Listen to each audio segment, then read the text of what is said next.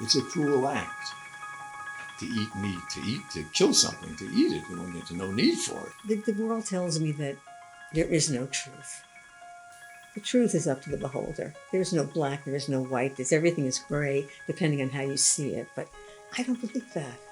I believe there is a truth, and I am going to dedicate my life to finding that truth and living it. It was the first time in our lives that we knew we were doing right, and nobody could refute it. We met in the mid-'60s. It was a tumultuous time. It was a time of great social upheaval. We didn't know what the truth was. We just thought it was something idealistic and noble, and we wanted to be that. We wanted to live virtuous lives. We wanted to know what was right and what was wrong. We wanted to live it. Gentle World has gone through many phases over the past 40 years, as you can well imagine. Our business here on earth is to evolve into being the best people that we can be. Imagine how hopeful it would be if, say in the 30s or the 40s, the student years decided they weren't going to be bigots like their parents. Or if in Nazi Germany in about 1941, the young people said, we're not going to allow concentration camps and killing. What if somebody did that? It's a cruel act. It's wrong. Irrefutable.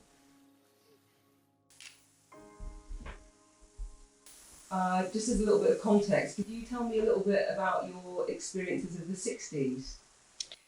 Yes, I could. So could I. Would you like to? No, go ahead.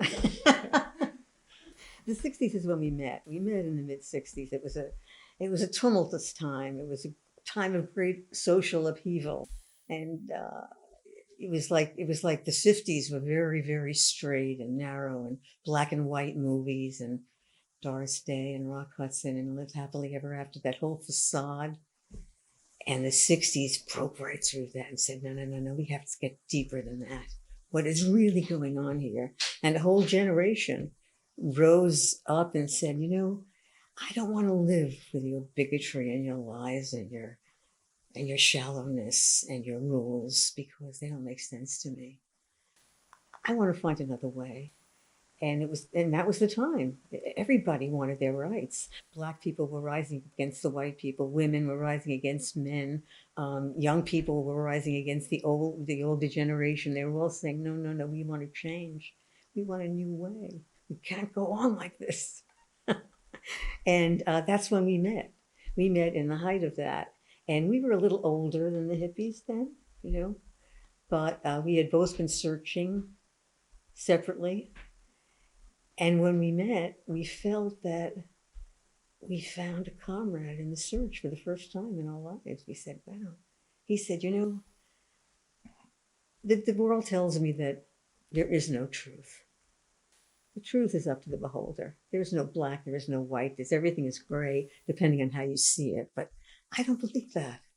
I believe there is a truth, and I am going to dedicate my life to finding that truth and living it. Well, talk about romantic. I was swept right off my feet. My whole life I wanted to find the truth and live it, and I hadn't found any yet. I didn't really know what I was going to do. I kind of gave up. So we got together on that. That was our relationship. It wasn't, you're cute, I'm cute, let's get together. Although we were pretty cute. But it was more like, let's get together and let's find these truths, and then let's help each other to live them. And our whole relationship was based on that. A shared vision. Yeah, that shared vision. And we didn't know what it was. We didn't know what the truth was. We just thought it was something idealistic and noble, and we wanted to be that. We wanted to live virtuous lives. We wanted to know what was right and what was wrong. We wanted to live it. And it's very hard in a world that it's not conducive to that. A world that pushes you to be successful.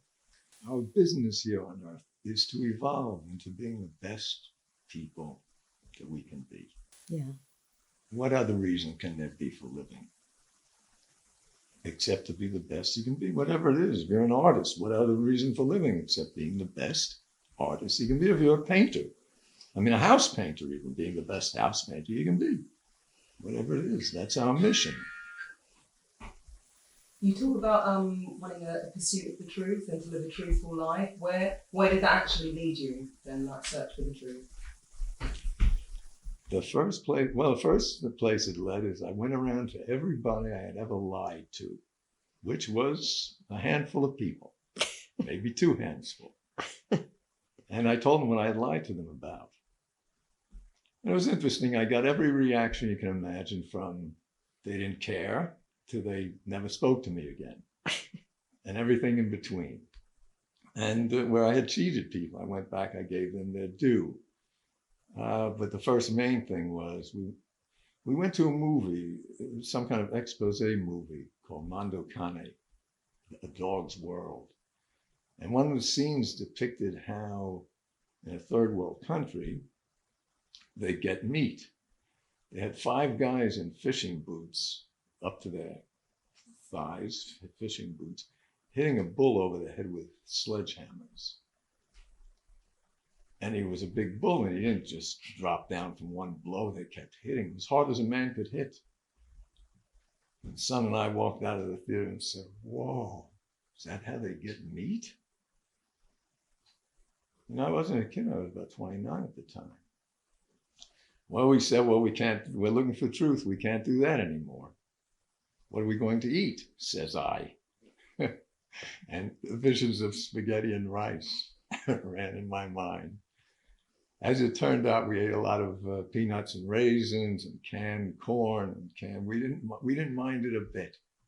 In fact, it still tastes good to me, like peanuts and raisins, because we knew we were doing right. It was the first time in our lives that we knew we were doing right, and nobody could refute it, and still can't. It's right, there's no question about it.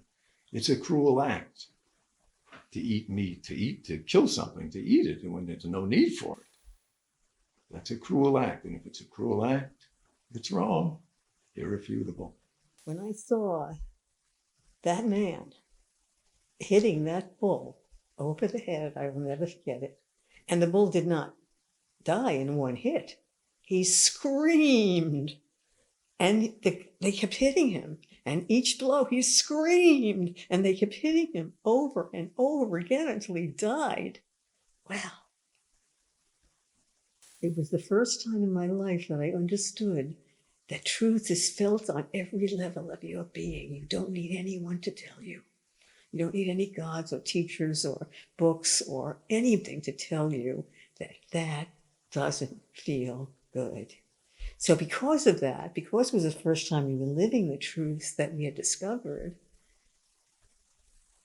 it was fun. Not only was it easy, it was fun. It was like, wow, all right, so what, it's the first time I fried rice, I didn't know you have to boil it first. And I tried to say it was okay. I couldn't even chew it. It's okay. Not quite like my mom made. But there's a certain joy in doing what's right, because that's where the empowerment is. Right is might. Well, virtue is its own reward. Hence, and that virtue saying, is its own reward. Virtue is its own reward. If you're virtuous, it's reward itself. You feel good about it. Self-esteem. It's at the core of self-esteem. We were in upstate New York. We were working on an apple orchard, picking apples. It was the first time I found out there's not 1 or 2 or 3 kinds of apples like I thought, Macintosh and delicious. There were like hundreds of different kinds of apples. Banana apples and strawberry apples and different shapes and sizes. It was a beautiful experience. We lived in this little shack and we had 2 cats. And there was Life's Dairy that lived, a few miles away. And they had this really good cream on the milk. In those days they would make it like you could actually see the cream on top, and their ice cream was really good. They were a dairy. It was good, and we got hooked on it. We would go there and we would buy all there, and then the cats also would buy the food with the cats. We were all hooked on Life's Dairy until one day, I don't know which one of us said it, but we said maybe we should look behind the scenes, take a look at, because the farm was right there. It's upstate New York. Let's take a look and see what's going on. This was before factory farming, as I say. This was, compared to what they do now, this was mellow, but it was enough for us. it was enough to see that these poor innocent creatures were imprisoned in this place. They didn't have a life. They were at the mercy of the merciless. It's a horrible place to be. And you could see it in their eyes how sad they were. And then you could see their udders were this big, because they have to keep them making more milk. And it says they're making a business out of something like seals and things and the creatures. It was a horrendous thing. You have to really shut off a major part of you to do that. So we saw that and we left and we said, our dairy days are numbered. We couldn't get it down to the spot. I said, our dairy days are numbered, and every time after that we would eat it knowing that our dairy days were numbered. I think we actually ate a lot of it because we knew our dairy days were numbered. And then one day we just said, are you ready? I haven't had enough. And that was it. That was 4 years ago, and we stopped. We stopped there. And eggs, we threw that in because when you actually think of the anatomical source of this egg and what it actually is, I don't think you would think it was food if nobody told you it was. If there wasn't an egg industry selling it, I don't think you would be yourself saying, if you saw a chicken lay that, I think I'll take a bite out of that. I don't think we would. So we stopped there as well. My mother would watch, she would sneak a little chicken soup into the broth because she was afraid. She was actually afraid. There was nobody around saying it was healthier at that time. This is 40 years ago. Nobody said that. So I guess a few people did say that, but the mindset was you won't get your protein. So that's pretty much how they reacted. As if we were the ones out of balance, when in truth they were eating pieces of other creatures. We thought they were out of balance. Yeah.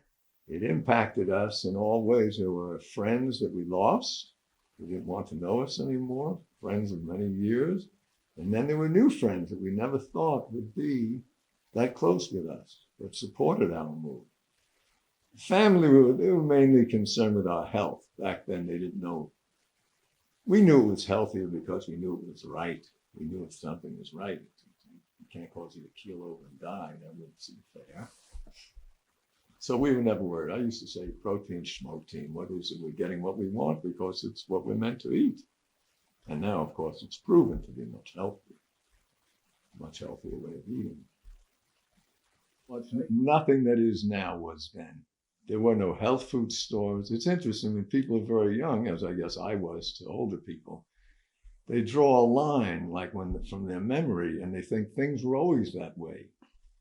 But there were no such word as health food store. And there was no tofu, maybe Oriental people knew about it, but nobody I knew about it. And there were none of the things you have today. You didn't have Oreos in a vegan fashion. It's wonderful. It's one of the most reasons for optimism we see, is how that has changed. In the 40 years, a lot of things haven't gotten better. Murders are on the increase, things like that, wars and all that kind of stuff. But the one thing that's positive is that people are seeing that they're in a position to stop a great cruelty on the planet. We've come a long way from our hippie days, and we're getting more and more into becoming vegan educational centers. We've always been that. We've always been a vegan educational center, but the focus is much more on that, and we're becoming more of an international vegan educational center where people come from all over the world and learn about veganism from our books and from the way we live and from our new website that we're working on right now. And we're hoping that this website will reflect much more the future of Gentle World than our present website, which reflects much more of what we were. Now we're getting into a phase where we realize that being online, we can affect so many more people that way. And so we're having our website redesigned to reflect everything to inspire that that spark of everybody inside them that's vegan, because we believe that everybody has that, no matter who they are. If they have a conscience, there's a vegan living inside them. It might be this much, it might be this much, it might be this much, it might be whatever, but everybody's got that. And we want to use this website to inspire that part of everybody to come out of the closet. You started to see that there was a movement growing. It started to come out into the public eye. People were releasing videotapes of footage from labs, Right. and groups were forming. Activists were starting to come into play. Did you play any part in that? Did No. you get involved in that movement No. at all? Well, I wouldn't say completely, no. We harbored them. Hardly. We harbored them. We harbored them. We harbored many, many a ALF people, fugitive. if the cops were after them or something, we'd say, come, we'll take care of you, and we did harbor them. But we didn't, that's not the way we wanted to do it, and it's still not the way we want to do it. We don't believe in fighting them head on like they did. They moved into cities, they held banners, they said, stop doing show footage, steal it. It was a whole movement that we thought, great that they're doing it. I was thrilled that they were doing it. But we always knew that we had another mission.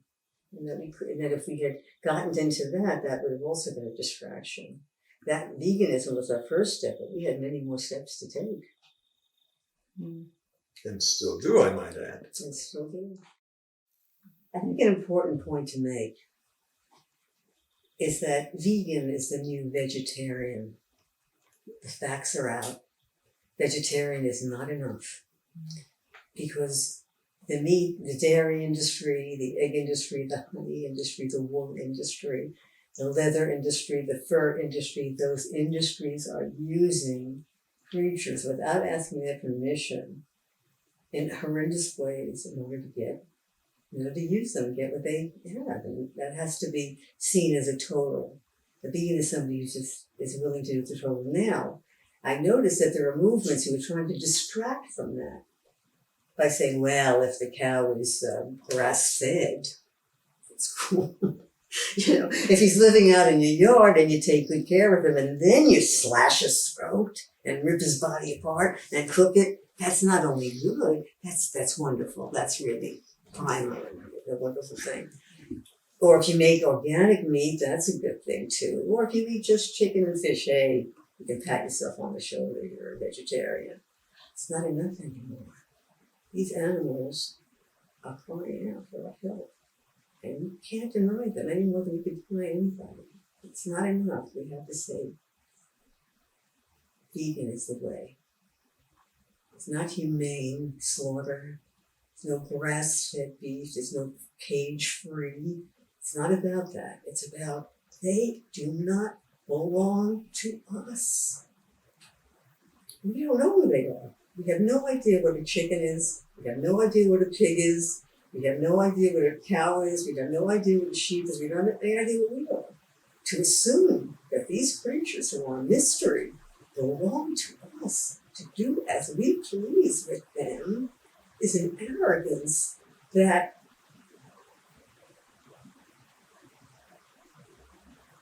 could cause a lot of suffering in the world. It has traumatic consequences. And those consequences are being seen. And if that stops, the karma will reverse. And a lot of magic is going to happen in this world. We will repair. The environment will get better. We will get everything that's good, that we want will come to be.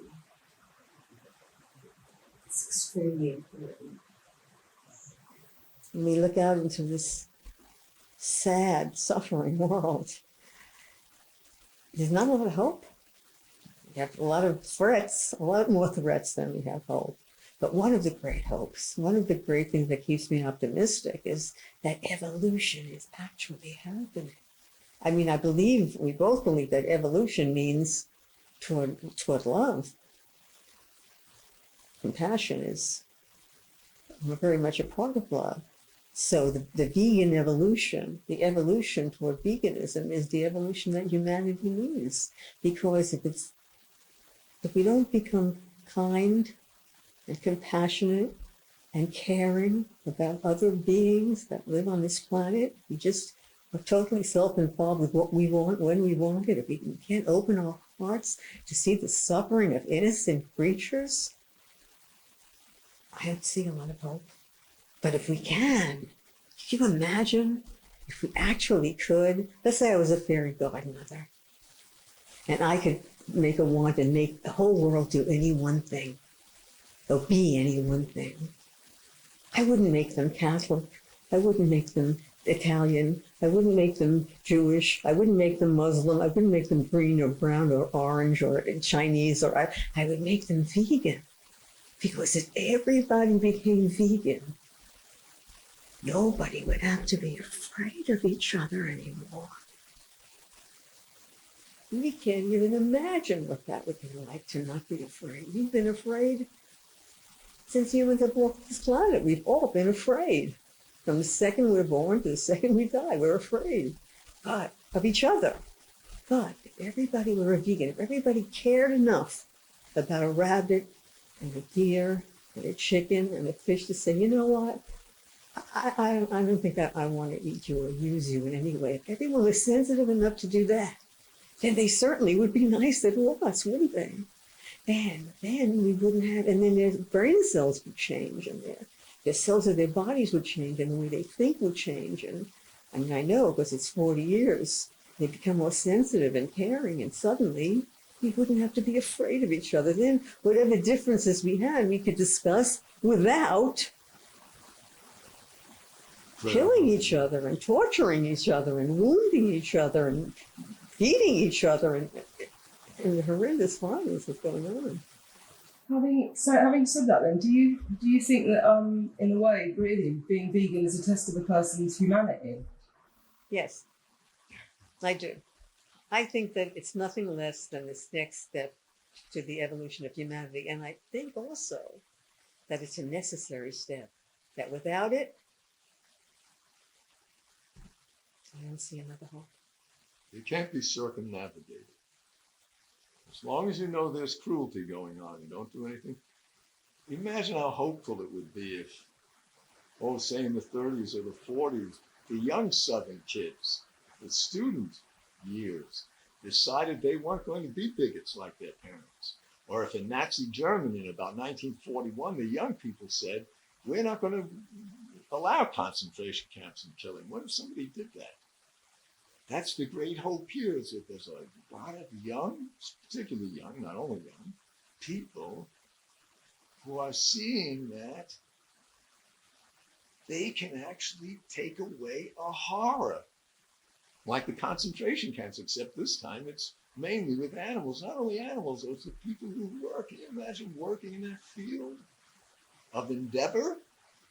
By the way, it's the highest alcoholism rate in the world. Is people who work in slaughterhouses, and the highest rate of spousal abuse. You can imagine what they must take out on their poor spouses when they get home from killing all day. It's like the SS troops. That's the reality of it.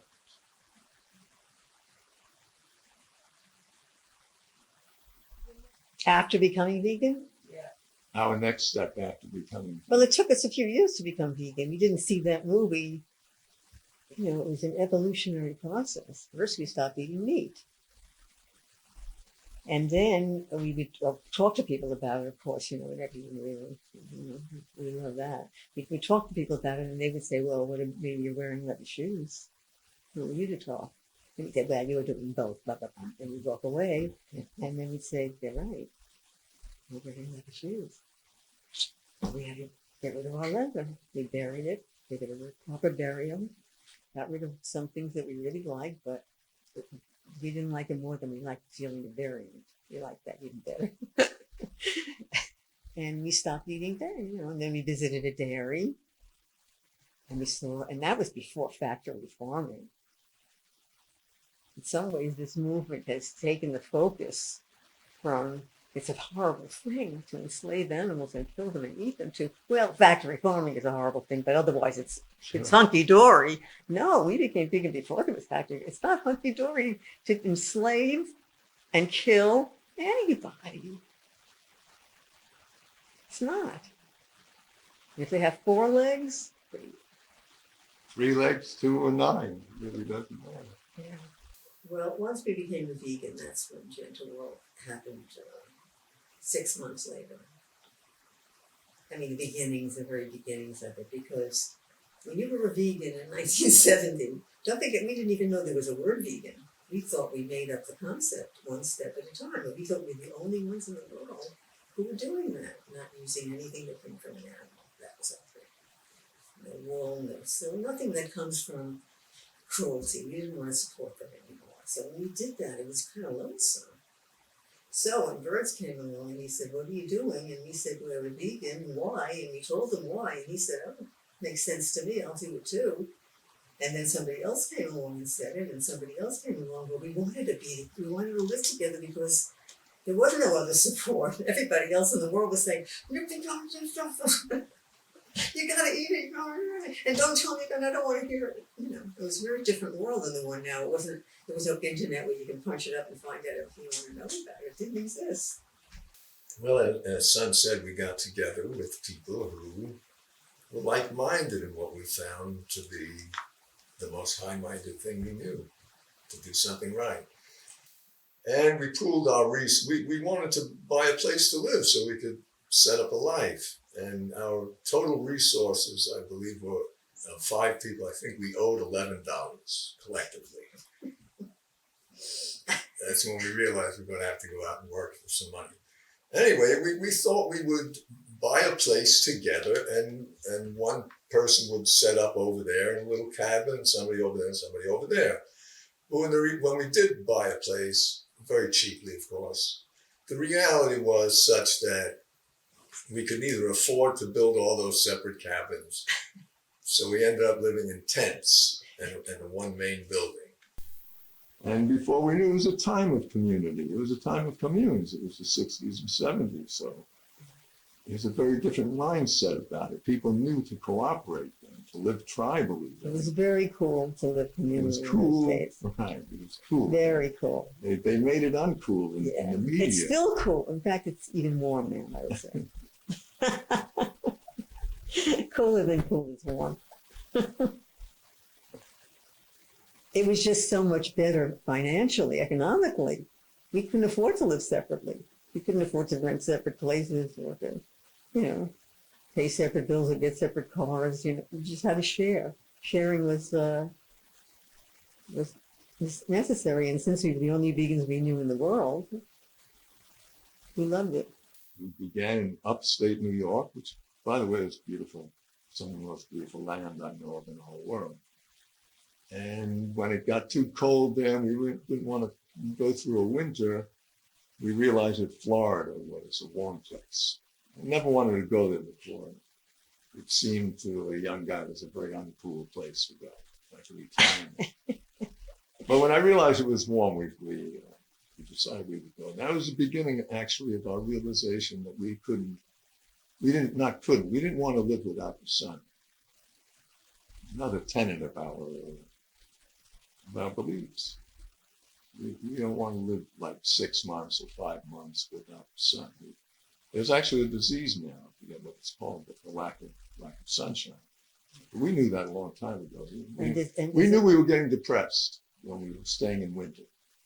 And we were having a great situation. Everything was wonderful, big fireplace and all that, but we knew we were getting depressed and we didn't know why. Until we got one day of sunshine through a plate glass sliding door. And we laid in the sun there and we said, Florida, here we come. So Florida. It was kind of miraculous. You get in your car, right? And 24 hours later, you're all bundled up. You have a hat and a scarf, and it's 24 hours later, you're in your shorts and your t-shirt and you're comfortable. It was a miracle at the time for us. Yes. So from there, we could never live in Florida in the summer. It just got a little too hot and buggy and things, muggy. So we would always look for a place for the community, which now had grown to about 18, 20 people. We always needed a place in the hot summer to go. So we started out, I think, in Virginia. Blue Ridge Mountains, beautiful area, Virginia. One of the loveliest roads in the world, by the way. Yeah. The Blue Ridge Highway. We bought a place for like $20-something thousand with 100 30 acres. And 110 acres. beautiful. And a little brook that you walk down. It was beautiful. But a little tiny house. $30,000. So we lived there a while, and then the smog started to move in on us. I don't know if they conquered it in any way, but then it started rolling across the east coast of the U.S. So we had to move from there. We moved to Kentucky. By this time, there were probably about 25 people. Kentucky, we bought 110 acres for about 30,000. also about 30. With three ponds, major ponds, and a creek on it. Beautiful, beautiful piece of land.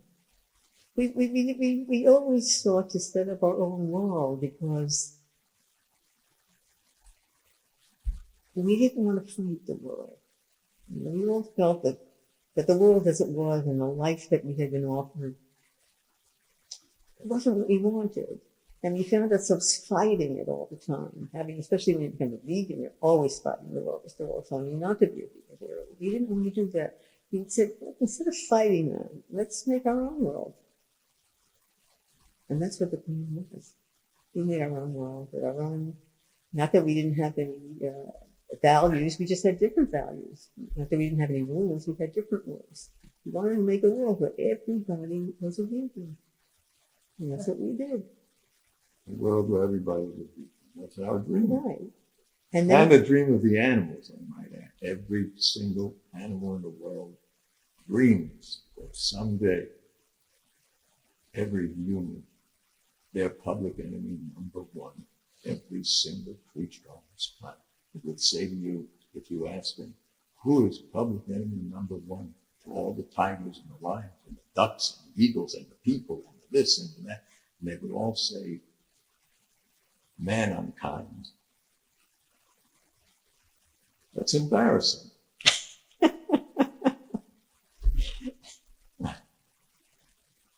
At its best. Now, when you find out a truth, being a human, I guess it's part of being a human. I guess wolves might have it. When you find out a truth, if they find out not to cross a stream over there, they probably want to let it on to other wolves. And when you find a truth, as we have, well, truth, it's not one truth, it's a whole bunch of them. They go on and on until they outweigh the lies. You find a truth like that, you have to pass it on. I think it's an basic primal need of humanity, humans. I hope. This is 454 acres in the Mongaluga Mountains in the far north of New Zealand, surrounded by scenic and conservation land. It's a huge valley that we live in with our own little mountain, not that little, that we climb to the top of and then climb down, and we have another valley there. And we have gardens, beautiful vegetable gardens, beautiful flower gardens here. We try to make it as paradisable as we possibly can, why not? The rivers, don't forget the rivers. And the rivers, yeah, we have 2 rivers that meet on our land. Each of them comes out from the bush in a different place. You can drink the water from it because we're the first to get it. It's a work in progress, like our lives. It just works in progress. Not even fair to judging at this point any more than half a symphony. No, this is part of a dream to have a place where we could plant fruit trees and beautiful trees and just have a lot of room to move around and make things better. And we took about 3 miles of barbed wire off this land when we bought it. The land is so happy, as we are, to have this place. The land, the animals, that's the way you should live. Where everybody's happy when you move into their area. The chipmunks, the deer, the human beings, everybody's happy. In my neighborhood, that's what it should be. 40-year vegans, and the community's also having a 40-year anniversary in a few months, yes. How did we do it for 40 years? Is that the question? Yeah, I want to know the longevity. What's responsible? Is it shared ethos? Is it shared vision? I think It's because we're not really, when people get married, they marry each other, for better or worse. We're not married to each other. We're married to the truth, for better, not for worse. So we try to set certain standards here. Because even though we've lasted a long time, we don't have a lot of followers, like a lot of other people have. Thousands of people believing whatever they believe. This is something different. But what keeps us together is we have a common goal, a common belief, a common dissatisfaction with our other options, and a common desire to create a better, higher, happier, kinder, healthier world than the one we came from. And sometimes it's hard to do that. It's hard to think, to shut your ego. That's saying, well, you should do your own thing. You know, what are you doing here with these people? Europe or whatever. It's hard to understand, no, we have to do what's for the common good. And that really is the best thing for me. So everybody here has to bend their ego to a certain point and say, well, I have my own goals and my own dreams and my own ambitions, but are they really higher and better for me than if I contribute to the greater good of the whole community? And so it takes some doing to do that. What keeps us together is that we're willing to live this standard that we go through. We set a standard, and that's what keeps us together. Did you say that right? Not as eloquently, but Oh, come on. factually, yes. That's what keeps us together. And light sets the standard in many ways. Well, actually, people set a standard according to their abilities. For example, I certainly don't know the most about many things. Artwork, for example, or driving a tractor. The people have set a standard here of driving a tractor that it really doesn't have much to do with me. True. Whatever someone's best at, they're best at for a reason. Actually, it's their mission in life. If they find they're really good at something, there's a reason for that. And if you can't know anything about the other thing, there's a reason for that too, not to be bothered with it. I once read a book that, I don't remember anything about the book except the author said, I reached a point in my life where I realized I can't be everything. Maybe he was 28 or 29. I can't be everything. I can only be these few things that I think I want to be. And within those few things, you have to pick out what you really want. It's a little difficult, but it's worth your life because it is your life. What do you really want to do?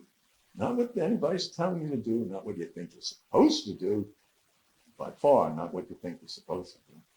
What would you, if you had your druthers, what would your druther they be? Nothing else to guide you. Just, if I really want, what does paradise look like to each of you? What does paradise look like to people? And then see how close you can get to it. And this, where we live here, is as close so far as we've come to. Mm-hmm. It looks a little like paradise. People walk here and look at the beautiful gardens and go, oh, it looks like paradise. Well, that's the point. To make Earth look like paradise. I just want to say, we didn't know about woofers for the first maybe 6 years. Right. We never heard of it. When we lived here, we could have used them so much back then. Yeah, when everything was so difficult, just at the beginning, with digging the road, we had to make the road and everything. But as the son was saying, it's a wonderful addition. Plus, we kind of keep our awareness of what's going on in the young generation world, all over the world. We had some woman from Kazakhstan last week. Kazakhstan. First person I've ever known from Kazakhstan. Right. They come here and they're willing. They really are most of them, very willing to help. It's exciting for them. They're moved by this land. I love being able to share this place with the young people. And young people are a big hope. When I spoke about evolution, that we're actually evolving, and that's the hope I see in the world. I see that with young people. Karina, at 5 years old, said to her meat-eating family, I don't want to eat meat anymore. Well, I can't stress enough that that was unheard of when I was 5 years old. Unheard of on the face of the earth. This is evolution. She's not the only one. There are kids now, 12 years old, 5 years old, 3 years old, saying, you know, this is evolution happening here. And when young people come, they are moved by the vegan message. Different people to different degrees. A lot of them actually become vegan. A lot of them. I would like to have be batting 1,000, but we're batting pretty good. And in return, so we are giving them this gift of veganism and this beautiful place. Because many of them come from cities and they've never seen a place like this. They never experienced a place like this. And in exchange, they help us to make this place better. It's a beautiful thing. Every situation should be win-win. Yeah. It's possible. It It's really a is. win-win situation. Everybody is welcome to come. People come all from, not just wolfers, but people come from just to learn how to be vegan, or to see how we live communally, or to see how we live ecologically, or to learn how to cook and things like that. And all our cooking classes, all our seminars, all our consultations are all free. Yeah, we made a rule to not charge for vegan things. We made that rule on. Except for our book, which costs a lot of Right, of money to course. print. But other No, I than mean that, that it was just our labor involved, yeah, or our doing, or yeah. our cooking. We held a couple of celebrity banquets where actually son got the bright idea to celebrate World Vegetarian Day, Mahatma Gandhi's birthday. Mahatma Right. Gandhi's birthday. Who was a vegetarian? They don't even mention it in the big film they made about it. I mean, it was a pillar of his entire life, Phil thought it's vegetarian. and they didn't even mention it in the movie. Oh, my estimation of Hollywood dropped a great deal. But anyway, we wanted to celebrate his birthday and World Vegetarian Day, which is the day before. And so we decided that we had Casey Kasem, the top 40 guy, who our friend Michael Clapper had influenced to be vegan. So he was kind of a friend, and he agreed to host it. And River Phoenix at the time agreed to co-sponsor it. And we had a celebrity banquet. We invited people, free also, to experience the food. This was in the late 80s, where before they knew how delicious vegan food could be. Now it's getting much more common. But in those days, people shied away from it because they thought, it doesn't taste good, it's bland, it's whatever. So we made this vegan feast. 21 main dishes. Unbelievable. One booth was just Mediterranean dishes, the other one was Oriental dishes, the other one was American dishes, the other one was just the dessert. The dessert table was just an orgy, fantastic food orgy. And a lot of celebrities came, and they experienced it. I don't know what came of it, but our motto was to influence those, to inspire those who are an inspiration to others. And our hope was that if they were inspired, they would inspire others to do the same. It's still a hope about it. Yeah. To get celebrity people to become vegans, see what a wonderful thing A it lot of is. them are now. A lot more celebrity vegans than ever before. And, I always hope to take somebody who's really overweight, a famous person, not to have their stomach stapled, as that fellow did, but to feed them the way we eat. Simple enough, it's not a big deal. It's just all good stuff, from the garden and vegetables and fruits and everything that we eat, pasta. And watch him, because it's a guarantee, and watch him lose weight. And then go out on the stage where he performs or whatever he does and say, you're wondering why I lost 211 pounds and I'm still eating like a horse, literally? Because I'm an herbivore. That's what we've been hoping for, and we're still hoping for. It's not over. It's in production. That's a basic truth here. It's an act of a work in progress. Well, after the banquet, everybody was so blown away by the food. Everybody said, in fact, one of the celebrities' husbands wanted us to open a restaurant in LA. He was going to bankroll it, and he said, I'll guarantee you'll have celebrities every night. Blah, blah, blah. The food was so outrageous. But we couldn't live in LA. We couldn't breathe in LA. That was So the there was no way we could do that. And everybody said, you should open a restaurant. You should open a restaurant. But, you know, if you don't open a restaurant in a city, you're not going to do business. But then we realized when we went to Hawaii to spend the winter and thought about moving there, that Maui was a place that we could open a vegan restaurant with all those hip people there, and we could live there instead of living in the city. Hey, we could do that. That's something we could do, and that's what we did. We opened a vegan restaurant in Maui. The vegan restaurant. We called it the vegan so that people would ask. What's that? We named our first vegan dog Vegan so that people would ask, what's vegan mean? And we would explain it to them. I'm somebody who became a vegan 40 years ago when there was no health food stores and no tofu and no soy delicious anywhere to be found. I think people who understand why they're becoming vegan, it's not just a diet for health or environment or whatever. Why? Because it's a stand against all the cruelty and injustice and exploitation that we all wish would go away. It's the most powerful statement anybody can make against all the injustice of the world to become a vegan. If people want to become a vegan for that reason, because they see the truth of it and they see the importance of it, it's a piece of cake. It's not hard at all, especially now. They got vegan pizza and vegan ice cream and vegan malted and vegan milk and vegan cheese and it's very, very easy, extremely easy. It's only hard for people who don't really see the truth of it and think they're doing it for other reasons, like it's like cheating, like you're on a diet or something and you're cheating.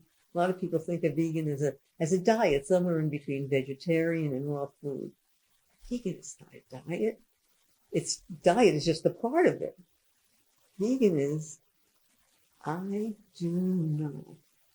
I have the power inside myself not to support any of these businesses that take innocent animals and enslave them and torture them, breed them and use them and murder them brutally.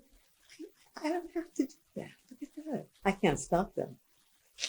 They have all the guns, they have all the power. I can't stop them.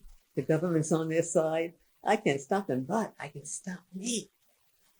I don't have to support it. I'm totally free not to.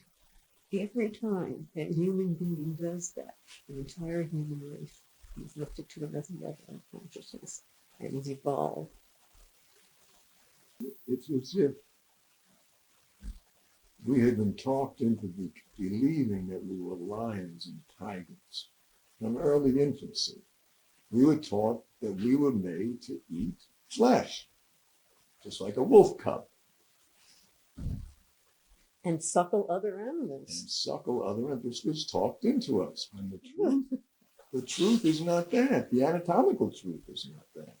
We have this long intestine that's meant for grains to break down and to go around and around, whereas a lion has this very short intestine because he's eating a putrefying thing, and immediately upon death, flesh begins to rot. So they want to have an intestine that sends that away right away. We don't have that. We're completely different. Talk about conspiracies. I don't think there's a greater conspiracy than the one that has convinced people that they should, even though they're dropping dead right and left, that they should eat animals and take their milk, and that's good for them. And even though they're obese, to the point of 1,200 pounds, I heard somebody, 1,200 pounds. My truck doesn't weigh 1,200 pounds. Wow.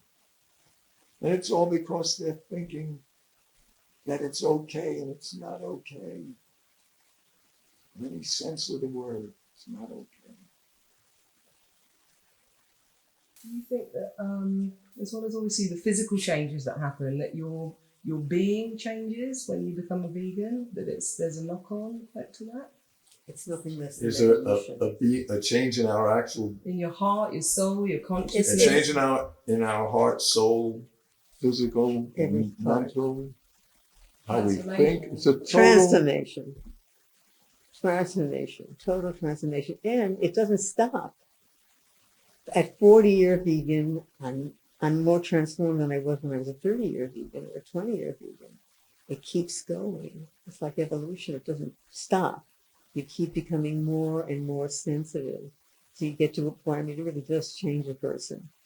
You become so sensitive, like if I go to town and I'm walking past a butcher shop, I have to cross the street. The smell just, I can't handle it.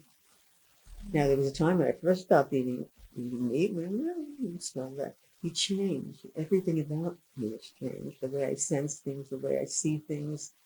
My whole understanding of this whole spiritual movie, is there a God? Isn't there God? Is there the whole understanding of following my conscience and letting my conscience be my God? Eliminating need for all others. I mean, just imagine if the world did that, really. If everybody let their conscience be their God, that would be it. We wouldn't need any laws, any books, anything. Everybody would do unto everybody else the way they would want to be done unto. In closing, if I could just ask you both, at the start you were saying how you were in a pursuit of the truth, you were seeking the truth, and you decided, you'd made a decision that you were going to live by the truth, and that very much so that you can define your own reality, you can make your own reality, a dream into a reality.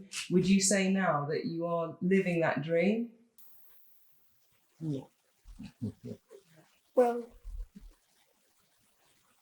however high I could imagine at that time, I was just starting out. My mind was so much smaller than it is now.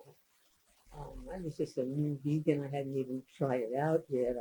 I might have had dreams, like when you're a kid, you dream, oh, my husband's going to look like this, and he's going to sweep me up, and we're going to live happily ever after. And, I mean, we have dreams, but my dreams have gotten so much higher now that I can't even remember what they were. And more realistic. Yeah, but I don't even remember. Would you say it was in your dream? Yes. No matter of fact. Well, it's not a dream in toto. Nothing's in total. The whole world, everything is a work in progress, as I am, even at this stage. Just it's progressed a little further over the years. It's all a work in progress. I hope we progress in that progress. The world's in a strange position I have never seen it in before. People say, oh, well, it's happened before, but it's not really true. It's like they did these things before. For example, let's say killing elephants. They killed elephants in 1854, but there were 500 million elephants, 500,000 elephants, or whatever back then. Now they're still killing elephants, but there's only a handful of them left. That's different. They used to have wars. They've been having wars. That's history. History is a history. I remember it. The 30 Years' War, the 50 Years' War, the 100 Years' War, the War of the Roses, the War of the First World War, the Second War. It's like, if it weren't so serious, it would be a comedy. But what this world is would be, if it weren't so serious, it would be a comedy. So if the question was, how do you view the future of the world? How do I view the future of the world? Well, I do see that hope. That hope is to me, it's in the young people of the new generations. It's always like the spring leaf. Anybody who lives through the seasons knows that in the winter, it looks as if everything's dead. The trees are like they're dead and they'll never come back. And in the spring, they not only come back, they come back better than ever. The leaves are bright and vibrant. It's beautiful. That's a lesson. And it's a lesson with these young people. That's why the Whooper thing has been wonderful. But young people, they're the only ones that ever change anything. It's the students who made the revolution in Russia or France or anything. Not the poor, bedraggled people who can't pick themselves up enough to eat, they're not making revolutions. It's the students who learn it's not fair to keep that guy so that he can make his own rights because he's too busy being enslaved by a system that enslaves people. They've learned, they're clever, not clever. They've learned you don't need slavery. Slavery's terrible. You don't pay people for what they give them $3 an hour. What difference does it make? They're still slaves. Right. But they're getting $3 an hour. Right. Don't buy into that. It's your life. You The whole make system your, is make your slavery. own system. If it were a house and somebody were building and know about building, it started out, it was 3/4 of an inch off on the foundation. By the time he got to the roof, you wouldn't be able to nail it. It would be so out of sync, out of proportion. The world's like that. It's got to change from the get-go. The whole perception of life and what it is and everything else. It's not a piecemeal, patch this and we'll make better helping. It's all silliness. You got to change the basic way they look at things as they are human beings. Maybe just that. Look at themselves as human beings, not as secretaries and doctors and warriors and generals and surgeons and whatever, and black and white and green and Indian. Look at themselves as human beings. Isn't that what we are? First and foremost, human being. And what does that mean? To be a human being. You make those rules yourself. What is it for you to be a human being? You make your own rules. Is it to be kind and nice? Or would you rather be lousy and dirty? You make up your own rules. And if everybody made the right rules for themselves, we'd be able to dance in Libya. We could knock on any door in Tunisia or Palestine, wherever, and know that you're going to be greeted by a friend because it's another human being. The 60s, by the way, I may digress, had a little of that in it. For a minute in history, very sad for me to think of it. The 60s, young people ruled the world for a minute. By young people, I mean, you could go anywhere in the United States. I'm sure it's true all over the world where they had young people revolting in their way. Really, they were evolving in their way. You could go in any little town in America, the most forsaken town in Utah or Iowa, and if you pulled in a gas station, the fellow was young or a woman, they could see they were hippie ill. And you said, I need a place to stay. They would find you food. They would find you lodging. They would find you a comfortable bed, maybe a dog to give a tummy rub to. They would just be like you would want people to be. There you go. Like you want people to be. Any door you're knocking, we've knocked on doors that come with a gun, a shotgun. Who's there? We don't want that. We want any door you knock on, you're going to be welcome. One of the things about New Zealand that we loved in the first time. Any door we knocked on in New Zealand, we had to knock on a few doors for various reasons. We were always invited in and asked to have tea. And in the United States, we were being greeted with shotguns. So we thought, this is better. This is better. So you don't have so many people here, so they're not so crowded. And like in a subway, you hate everybody in the subway. Because we're all crowded together. You want to get them out of here so I can sit down. Comfortable. Damn all these people in here. Well, it is a country as big as Colorado that had at that time 2 million people in it. Most of them in the city. So if you went to a country with like 5 people. And everybody liked everybody. It's like 5 people. Oh, come over to my house for tea. So I can talk to somebody. That's human. Yeah. Love this.